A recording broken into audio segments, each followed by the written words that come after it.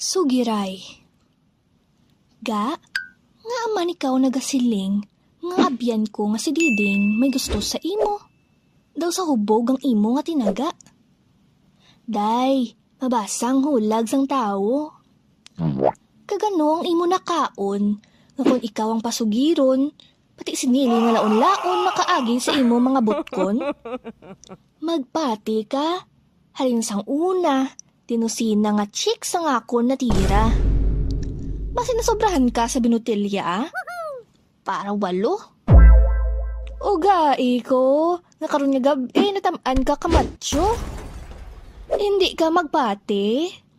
Day, high school pa lang kami, sa nobya ko nga si Buday. Nagasaksay na kami sang paghunas sang baybay kong gabi. Kag madamo pa ang nagsunod. Katulad sinang anak ni Chasalud, manuglibod bibingka, nagpasugot sa 70. Hindi pa to mahal sang una. Naakig ka? Nakibot lang. Makibot kapag sa gusto ko isugid. Isugid na. Si Gemma, ng upod ko sa opisina, may relasyon kami nga duha. Likom sa iyabana. Pero tapos na, last year.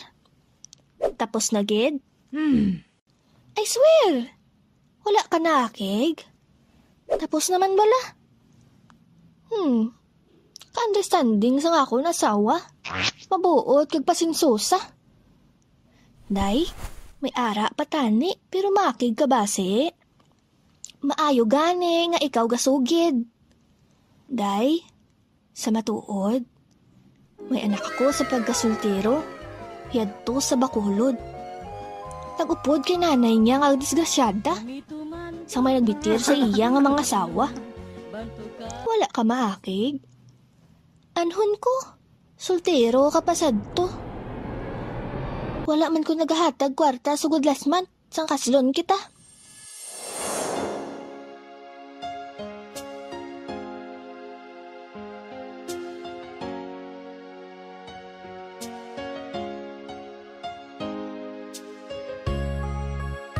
Dahil sa tanan sa ila, ikaw ang pinasahi. Gani nga ikaw ang ginpili. Ikaw ang akon ginahigugma sa himpit kag putli. Ga, ako man may isugid. Pero basi ikaw maakig? Hindi, day sugiray ta nga duha. Ga, ano? May nauna na sa imo, si Alex, boyfriend ko sa kolehiyo. Oh, lala. May nauna na sa akon? Si Alex lang may nauna na sa akon? Wala na sang iba. May nauna na sa akon? Linti, bigaon. Silin mo hindi ka maakig. Alput! Silin mo hindi ka ta. Himusang imo dala. Silin mo, layas! Pauli sa imo nanay. Antes ko ikaw mapatay.